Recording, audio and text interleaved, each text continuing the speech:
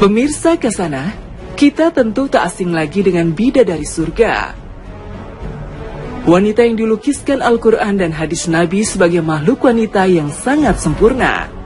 Kecantikannya tak terukur. Kecantikan yang pernah terbayang oleh kita jauh melampauinya. Mereka inilah wanita yang Allah ciptakan secara khusus untuk menjadi bidadari di surga. Mereka bukan penduduk dunia. Karena Allah menyatakan dalam Al-Quran bahwa mereka tidak pernah disentuh lelaki dari kalangan jin dan manusia. Allah berfirman, di dalam syurga itu ada bidadari-bidadari yang sopan menundukkan pandangannya, tidak pernah disentuh sebelum suami mereka penduduk surga, baik oleh manusia maupun oleh jin. Quran Surat Ar-Rahman 56. Karena itu dalam surat Al-Waqiah Allah menyebutkan bahwa mereka diciptakan langsung besar, langsung menjadi gadis, tidak melalui proses biologis dan langsung menjadi penduduk surga. Sesungguhnya kami menciptakan mereka bidadari-bidadari dengan langsung jadi gadis, dan kami jadikan mereka gadis-gadis perawan. Quran Surat Al-Waqiah 5556. Selain bidadari asli surga, ada bidadari lain yang tak kalah cantik dan keindahannya, yaitu bidadari yang berasal dari dunia, yaitu wanita-wanita salihah dari dunia yang mendapatkan ganjaran surga dari Allah Subhanahu wa Ta'ala. Mereka memasuki surga dan menjadi bidadari-bidadari di surga. Hal ini tentu menimbulkan tanya, apakah wanita-wanita salihah dari dunia yang masuk surga dan menjadi bidadari di surga itu secantik bidadari-bidadari asli surga? Lalu siapakah pasangan mereka? Imam Tabrani meriwayatkan dialog menarik antara Ummu Salamah dan Rasulullah SAW. Perbincangan ini diceritakan sendiri oleh Ummu Salamah. Ia menuturkan, saya pernah bertanya kepada Rasulullah SAW, terangkan kepadaku mengenai firman Allah Azza wa Jalla, hurun ain atau bidadari yang bermata jelita. Nabi SAW menjawab, hurun maksudnya adalah putih, dan ain maksudnya adalah matanya besar dan berwarna blonde kekuning-kuningan.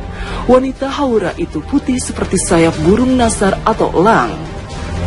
Aku kembali bertanya, wahai Rasulullah, terangkan kepadaku maksud firman Allah Azza wa Jalla, seakan-akan mereka adalah permata yang tersimpan dengan baik.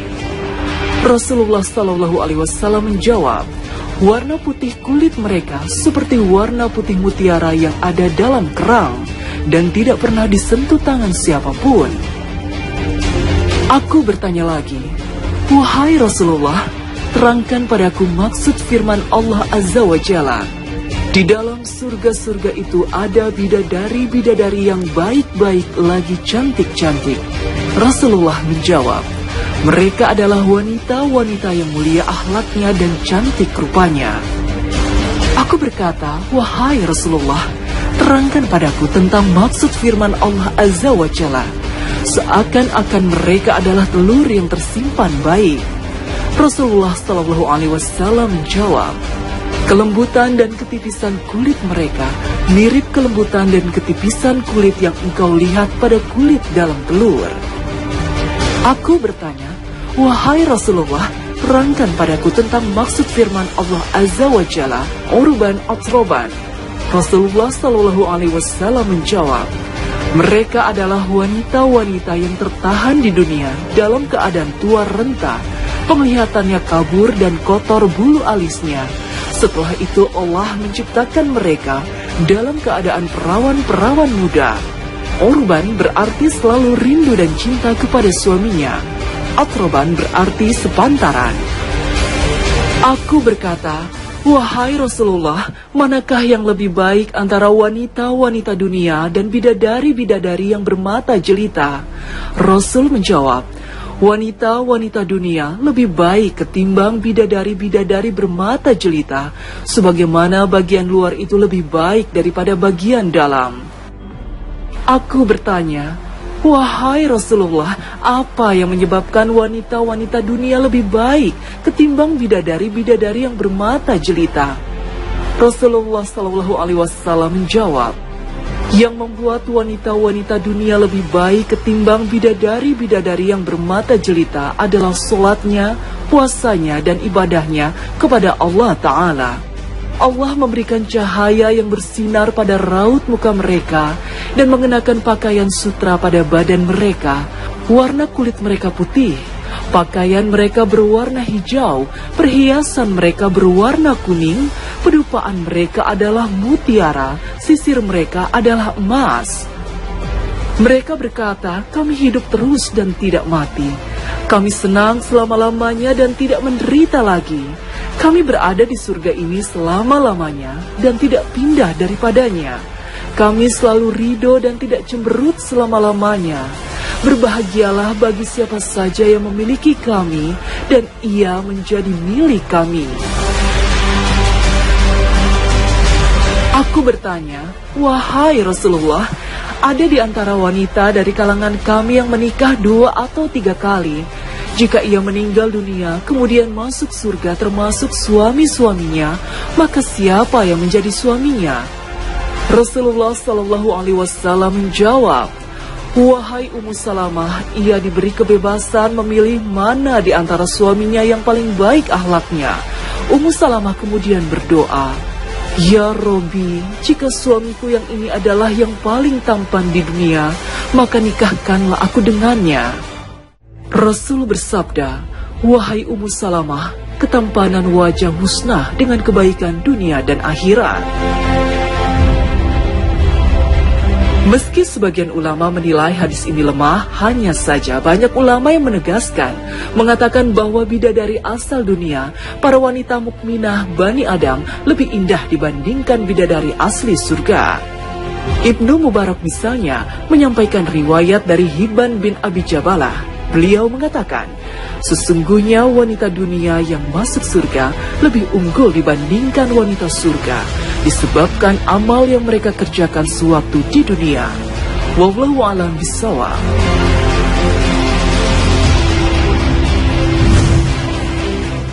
Kepada Allah Ta'ala, Allah memberikan cahaya yang bersinar pada raut muka mereka dan mengenakan pakaian sutra pada badan mereka.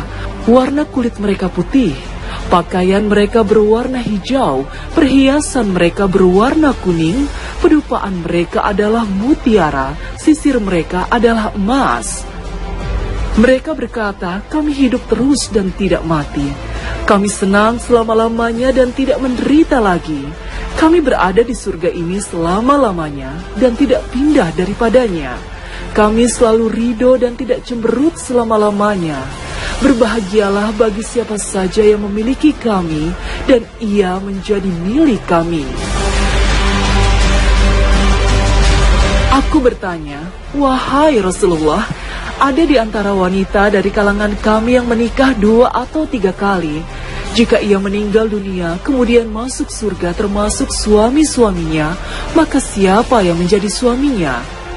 Rasulullah SAW menjawab, wahai Ummu Salamah, ia diberi kebebasan memilih mana di antara suaminya yang paling baik akhlaknya.